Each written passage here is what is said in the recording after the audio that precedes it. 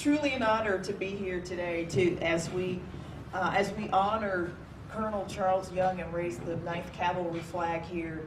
I've been researching this man since the last event, but I'm involved in the effort to try to get him a posthumous promotion to general, which is, if you read his story, is well deserved.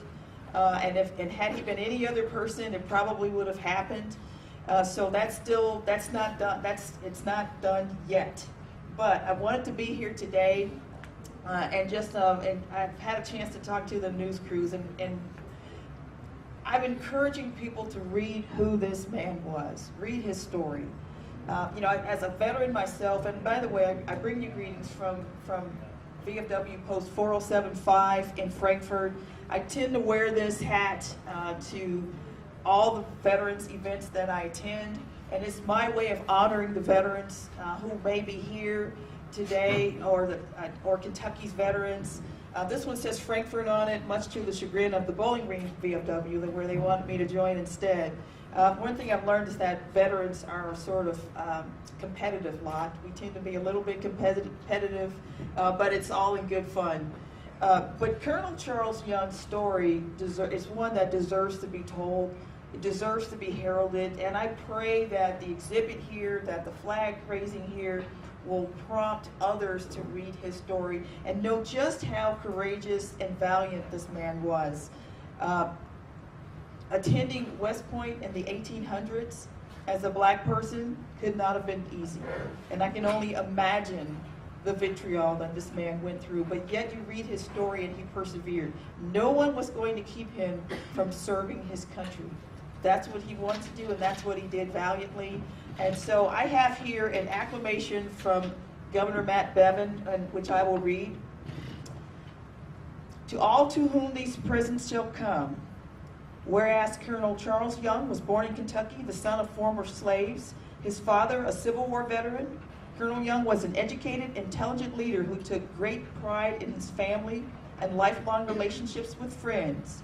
And whereas Colonel Charles Young valiantly distinguished himself as a soldier in the 9th Cavalry and 10th Cavalry, the regiments known as Buffalo Soldiers, protecting and defending America's western frontier, fighting in the Spanish-American War, and serving among the nation's first park rangers.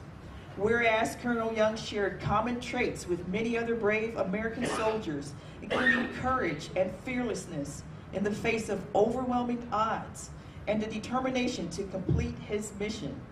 And whereas Colonel Young was the 3rd African-American man to graduate from West Point. After 3 years of hard work at the academy, he earned the rank of 2nd lieutenant. Later in life, Young lobbied the Army to create an officers training camp for African-American soldiers, helping to pioneer mass African-American leadership in the military.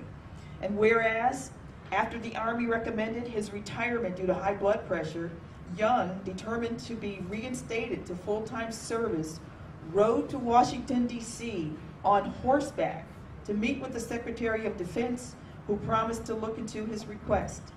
And whereas, upon his reinstatement, Young was promoted to colonel.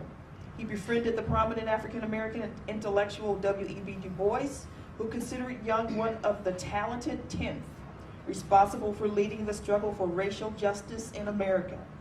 And whereas in 1921, the War Department tasked Colonel Young with gathering intelligence in Africa, while there he was overtaken by kidney disease and died in Lagos on January 8, 1922.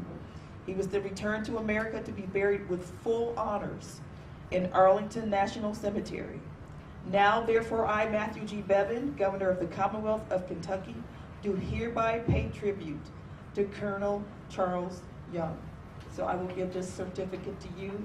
But again, I hope to be here at some point before the end of my term announcing a promotion to general for this very worthy service.